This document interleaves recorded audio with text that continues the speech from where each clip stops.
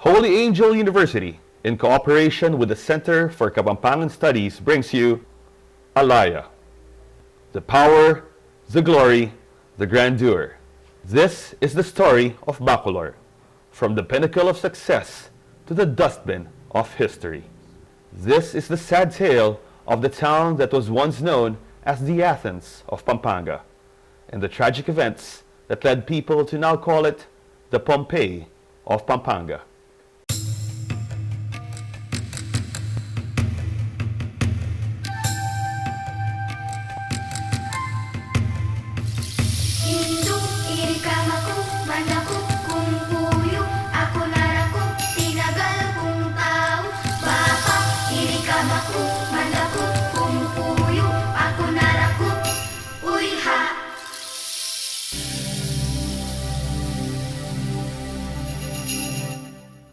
A bustling settlement before the Spaniards first arrived in 1571, Bacolor reigned supreme as the political and cultural center of Pampanga. Also known as Bacolod, its pre-Hispanic name, which means high and level ground, Bacolor was described by early Spanish chroniclers as the richest and most beautiful village in the entire archipelago. Located at the crossroads between Guagua, Macabebe, Lubao, Porac, and Mexico, Bacolor was perfect for various commercial and trading activities. Thus, the town's natural richness and material prosperity allowed its people to devote time and wealth in studying, discovering, and cultivating their artistic skills and talents.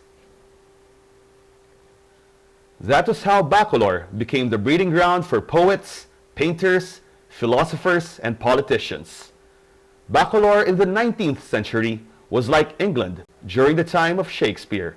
There were more artists per square meter in Bacolor than anywhere in the entire country. Bacolor, at the center of Philippine history, 762 to 1764.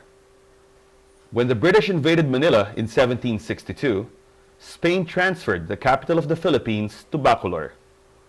Governor-General Simon de Anda thus transformed the small town as not only the seat of political and military power, but also as the launchpad of many resistance movements to reclaim the colony from the Protestant British occupiers. When the British finally left in 1764, Spain acknowledged the role of Bacolor and in gratitude conferred on the town the honorific title of Villa de Bacolor. Towards the end of the 19th century, however, Bacolor was the site of the first rebellion in Pampanga against Spain.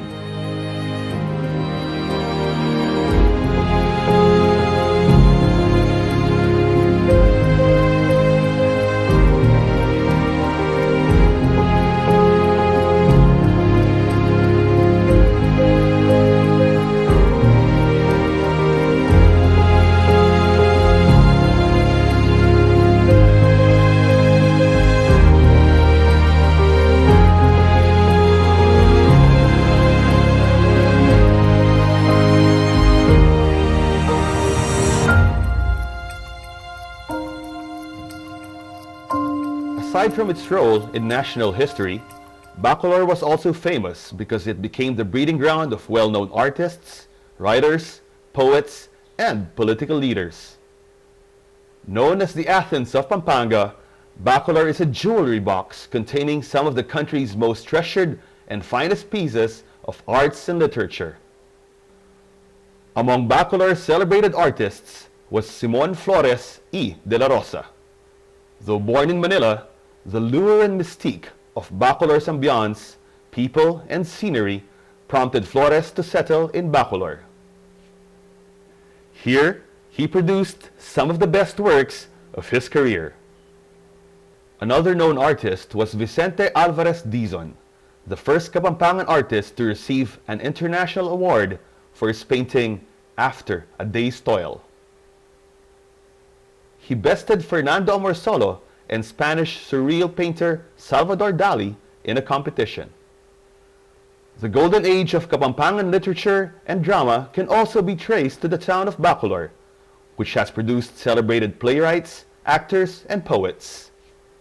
The most famous Kapampangan poet and dramatist is Juan Crisostomo Soto, who wrote 50 plays, including 3 tragedies, 8 comedies, 20 zarzuelas, and more than 100 poems, essays, short stories, and novels. The longest literary work in Philippine literature was written in Bacolor, a commedia entitled Don Gonzalo de Cordoba, written by a Kapampangan priest, Padre Anselmo Jorge Fajardo.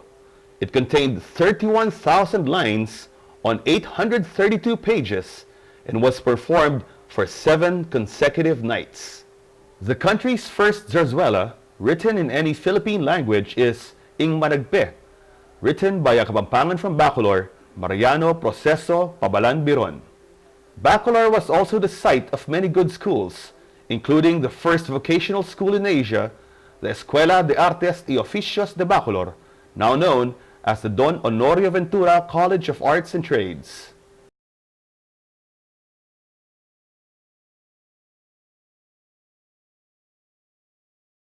When the capital of Pampanga was transferred to San Fernando in 1904, due mainly to the new National Railroad, Bacolor continued to produce great men and women who rose to national prominence in various fields. Until tragedy struck. In 1991, Mount Pinatubo erupted, causing unprecedented damage to the whole province of Pampanga. Boiling mud from the slopes of the volcano flowed and buried one town after another. In 1995, the worst lahar flow inundated practically the entire town of Bacolor. Aside from the hundreds of people who perished in the flood, centuries-old buildings, institutions, churches, artifacts, historical documents, elegant colonial houses, they were all erased in one terrible night. All buried by not 1 foot, not 6 feet, but by up to 30 feet of a hot mixture of ash and sand, which became hard as cement when it cooled. Nothing was saved. No body was spared. The glory that once belonged to Bacolor, gone in the blink of an eye. But being the proud race that they are, the people of Bacolor are slowly rising from the ashes. One by one, infrastructures are sprouting on the gray landscape, and commerce and trade are slowly coming back to life, putting Bacolor on the threshold of a new era of hope and prosperity. The new Bacolor may not possess the same old grandeur and beauty the town once had, but hope springs eternal in this little town with a great past and probably an even greater future. Ako, tinagal kong tao, baka, hindi ka maku,